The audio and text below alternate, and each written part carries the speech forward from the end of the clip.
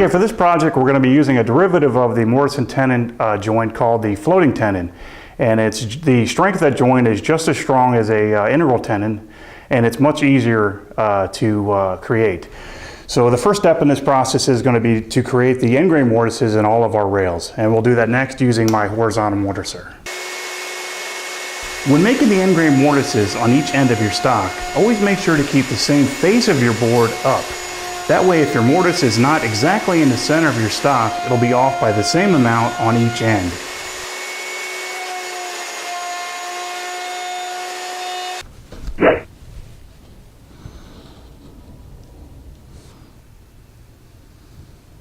In order to make the mortises for the tenons and the side pieces, I'm going to use my horizontal mortiser again.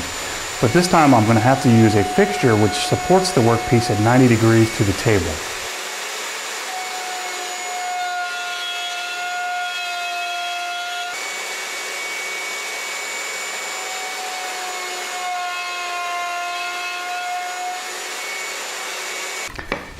Okay, now that I have all my mortises cut for my loose tenon joinery, it's time to make the loose tenon material.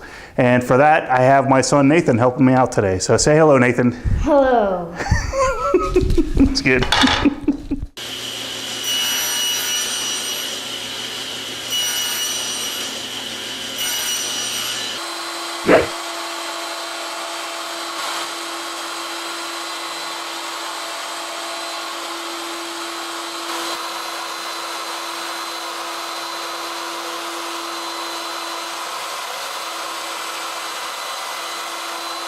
In order to secure the step onto this step stool, I'm going to use these little clips that you would normally use to hold tabletops down to a table.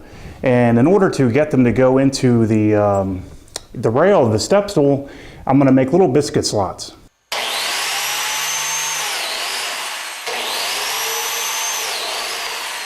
Because the bottom step only has one rail, I need to make another biscuit slot on the side in order to receive another fastener. Okay, so in order to make glue cleanup a little easier, I went ahead and pre-finished a piece. I've done one last dry assembly and now I'm ready to glue it up.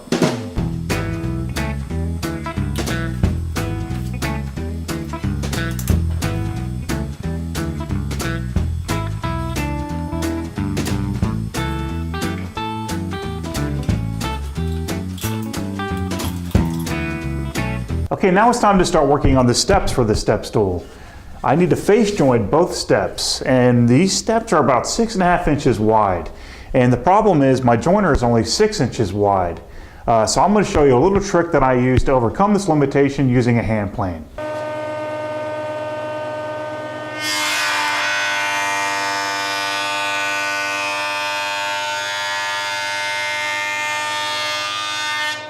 Because our lumber overhung the joiner by about 1/2 inch, we're left with a little bit of a ridge on one side of the board. All we need to do now is remove that with a hand plane.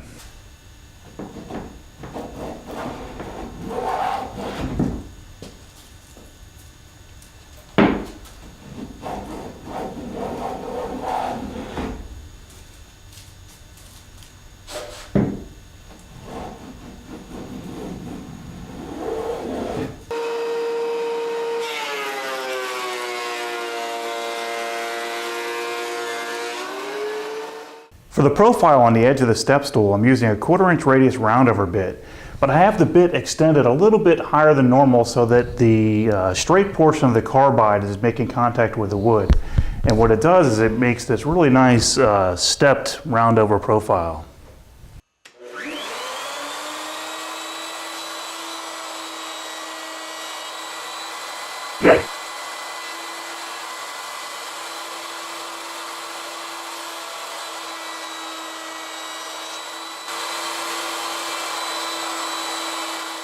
Because I'm using the tabletop fasteners and these biscuit slots, I'm allowing for expansion and contraction within the step themselves.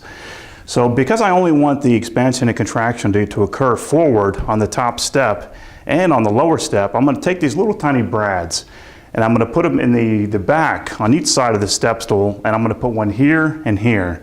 And I'm just going to snip the head of the brad off, and I'm going to drill a hole underneath the step which will sit over top of the brad. Okay, so what that will do on the lower step when there is expansion and contraction is that it will keep the lower step secure against the back portion of the step stool. So as it expands and contracts, it won't pull away from the back part of the step stool and leave a gap.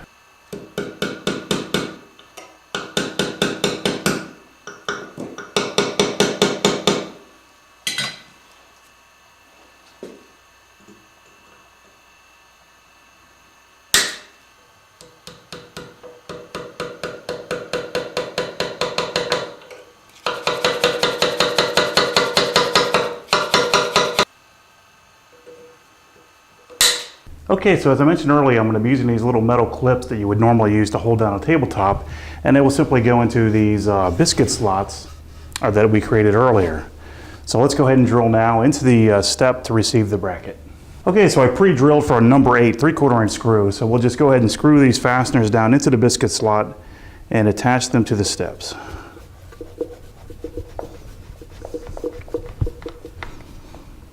Okay, after you've made your stool, you want to go ahead and take it over to a level surface and make sure your step stool doesn't rock. This one has a little bit of a rock to it. I'm going to show you a little trick that I use to get the step stools completely level.